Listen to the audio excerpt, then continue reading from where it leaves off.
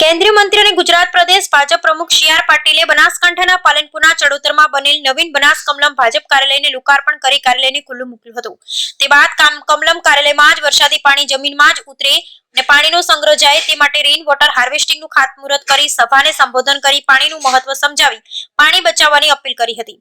બનાસકાંઠાના પાલનપુરના ચડોતર ખાતે કરોડો રૂપિયાના ખર્ચે તૈયાર કરાયેલ જિલ્લા ભાજપ કાર્યાલય બનાસ કમલમનું આજે કેન્દ્રીય મંત્રી અને ભાજપ પ્રદેશ અધ્યક્ષ સી.આર. પાટીલ દ્વારા લોકાર્પણ કરાયું હતું અને જિલ્લાના લોકો અને કાર્યકર્તાઓ માટે ખુલ્લું મુકાયું હતું। જો કે બનાસ કમલમ કાર્યાલય ખાતે જળ સંચય અભિયાન કાર્યક્રમ અંતર્ગત સી.આર. પાટીલ દ્વારા બનાસ કમલમ કાર્યાલયનું વરસાદી પાણી વહી જતા અટકાવવા પાણી બચાવ યોજના અંતર્ગત રેઇન વોટર હાર્વેસ્ટિંગનું ખાતમુહૂર્ત કરાયું હતું। આ પ્રસંગે સી.આર. પાટીલે જાહેર સભાને સંબોધન કરતા પાણીની મહત્વ સમજાવતા બનાસકાંઠા સાંસદ ગેનીબેન ઠાકોર વા વિધાનસભા પેટા ચૂંટણીના અપક્ષ ઉમેદવાર માવજી પટેલ સામે આકરા પ્રહારો કર્યા હતા। તે બાદ પાટીલે કહ્યું કે મોદી સાહેબની કલ્પના હોય અમિતભાઈ સાકાર કરતા હોય ત્યારે ગુજરાત પાછળ ન રહે કાર્યાલય જોઈએ ને તો કેબિનેટ મંત્રીને અને મને પણ લાગ્યું કે અમારા કરતા સારું કાર્યાલય બન્યું છે।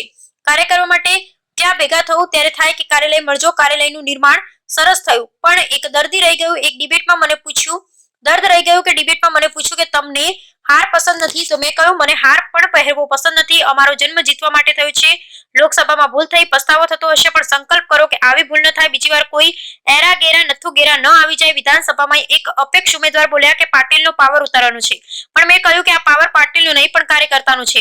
બીજી વાર કોઈ પાવર ઉતારવાની વાત ન કરે। કાર્યાલયના ઉદ્ઘાટનની વાત આવી તો મેં કહ્યું મારા તો હવે દિવસો ગણાય છે કલાકો ગણાય છે કોઈ બીજો આવે તો કરાવજો પણ અહીંના પ્રમુખનો આગ્રહ હતો એટલે હું આવી ગયો। મોદી સાહેબે મને જળ વિભાગની જવાબદારી આપી છે એ મારી નથી પણ તમારી છે।